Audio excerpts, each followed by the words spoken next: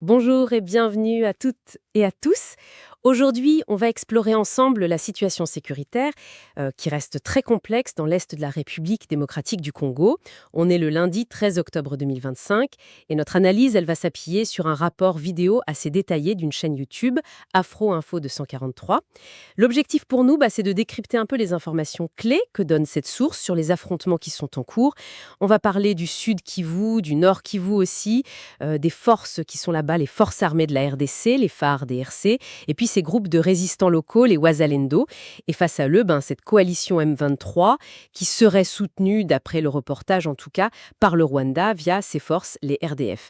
Alors, allons-y, entrons dans le vif du sujet. Le tape militaire intense sur plusieurs axes en même temps. Commençons peut-être par le Sud Kivu, dans le territoire de Calais. Qu'est-ce que la source nous apprend sur cette zone spécifiquement? Eh bien, le rapport parle de combats qui sont décrits comme particulièrement violents. Ça aurait commencé très tôt ce lundi matin, vers 6 heures, et ces affrontements, ils opposeraient les FRDC, qui sont épaulés par des combattants Ouazalendo, à la coalition M23 RDF. Les villages qui sont cités, c'est Katomoa et Kitendemba. D'accord. Et est-ce qu'il y a une indication de mouvement? Le rapport suggère une direction, quelque chose? Oui, alors ça c'est un point que la source juge notable. Il y aurait une progression signalée des FRDC et des Ouazalendo en direction de Mbécho. Et Mbécho, faut voir, c'est pas un lieu anodin. Le rapport souligne bien son importance stratégique potentielle. Ah oui, Ben oui, il faut se rappeler, et la source le mentionne aussi, que le territoire de Calais, il est traversé par la route nationale numéro 2. C'est un axe absolument vital qui relie Goma au nord Kivu et Bukavu au sud Kivu. Donc contrôler des points le long de cette route, c'est crucial, quoi. d'accord. Donc cette avancée vers Bencho, si elle se confirme, ça pourrait avoir des implications stratégiques vraiment importantes sur cet axe Goma-Bukavu. Et pour les villages où les combats ont eu lieu, la Katomoa et Kitendemba, qu'est-ce qu'on en sait? Alors, selon les informations, ces deux villages seraient maintenant sous le contrôle de l'alliance FARDC Ouazalando. Le reportage va même jusqu'à décrire un repli des combattants M23 RDF. Ils utilisent le mot déroute et ils auraient évacué leurs blessés pendant ce repli. Des routes, c'est un terme fort quand même. Est-ce que la source donne d'autres éléments sur cette dynamique à Calais, des choses qui se seraient passées avant?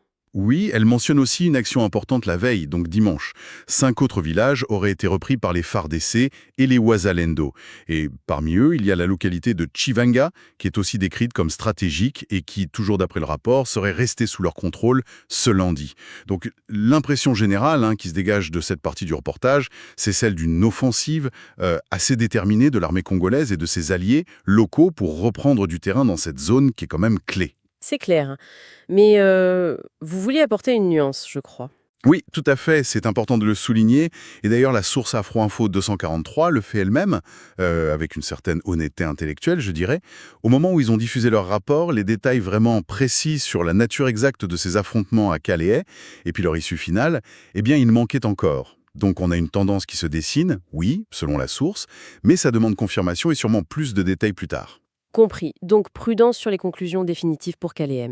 Alors déplaçons-nous maintenant vers le Nord Kivu, qui est, on le sait, un autre foyer de tension très intense. Le rapport nous emmène dans le territoire de Rutshuru. Qu'est-ce qui s'y passe, Faba, d'après Afro Info 243? Là aussi, on signale des combats ce lundi. Ah, encore. Oui, mais les acteurs ne sont pas tout à fait les mêmes apparemment. D'accord. Effectivement. Ici, les affrontements, ils opposeraient surtout des groupes Ouazalando. La source cite d'ailleurs spécifiquement le CMC-FDP, qui serait dirigé par un général autoproclamé, un certain Dominique Narutse, à la coalition M23 RDF. Le point chaud, il se situerait dans le village de Kachavu. Ça appartient au groupement de Bombo, dans la chefferie Bwito. C'est une zone qui est connue pour être un bastion de résistance locale. Et l'intensité de ces combats, est-ce que le rapport donne des détails là-dessus sur la violence? Absolument. Il est fait mention de fortes détonations d'armes lourdes, d'armes légères, qui auraient été entendues depuis 5 heures du matin. Évidemment, ça sème l'inquiétude parmi les populations. La source cite un notable du coin, mais bon, anonymement pour sa sécurité, qui affirme que l'initiative de l'attaque viendrait du M23 RDF contre les positions Ouazalando. Et ces derniers, ils auraient répliqué vigoureusement. Hmm. Et apparemment, c'est pas un incident isolé, puisque des combats sont aussi rapportés la veille dans un village juste à côté, Machango. C'est intéressant cette mention du CMCFDP et de ce général autoproclamé. Est-ce que le rapport donne un peu plus de contexte sur ce groupe Ouazalando en particulier? Oui, alors le CMCFDP est décrit dans ce reportage comme un groupe d'autodéfense locale qui est particulièrement actif et qui s'oppose vraiment farouchement aux incursions répétées du M23 dans cette partie de Rutshuru. La source va même jusqu'à affirmer que, malgré les efforts déployés et peut-être des renforts reçus par le M23 RDF, eh bien, il n'aurait pas réussi à percer les lignes de défense des Ouazalando dans ce secteur précis de Kashavou et ses environs immédiats. D'accord, donc cette résistance, ça semble être un point vraiment clé dans le récit de la source pour cette zone de Rutshuru. Tout à fait. Et pour illustrer ça, cette résistance continue, le reportage énumère une liste assez impressionnante de villages du même groupement, Bumbo, où des affrontements auraient éclaté pendant la semaine précédente. Je peux vous les citer rapidement juste pour donner une idée de l'étendue géographique dont parle le rapport. Abuto, Roussa, Kagando, Munguli, Bouima, Katanga, Mouti, Mariba, Kirundo, Bouambi, Mutanga, Kamema, Maraïta, Mugugo, Lubeno, Kanati, Moussabe, Tongo, Routiba et puis Machango qu'on a déjà mentionné. Waouh, une vingtaine de localités. C'est énorme. Qu'est-ce que cette dispersion géographique nous dit, selon l'analyse qui ressort du rapport? Ça suggère une conflictualité qui est très étendue et peut-être même assez fragmentée dans cette partie de Rutshuru. Le rapport insiste vraiment sur le fait que les Ouazalendo refuseraient de céder du terrain, malgré cette pression sur de multiples points. Il précise même que certains villages comme Kagando, Mongili, Bouma et aussi une grande partie du groupement voisin de Tongo resteraient sous le contrôle de ces groupes d'autodéfense. Ça dépeint une situation de front qui est très mouvant, peut-être plus de type guérilla, plutôt qu'une ligne de front bien fixe et stable. Oui, je vois. Et l'impact de tous ces combats sur les civils. Est-ce que le rapport aborde cet aspect-là? Malheureusement oui, et de manière assez dramatique.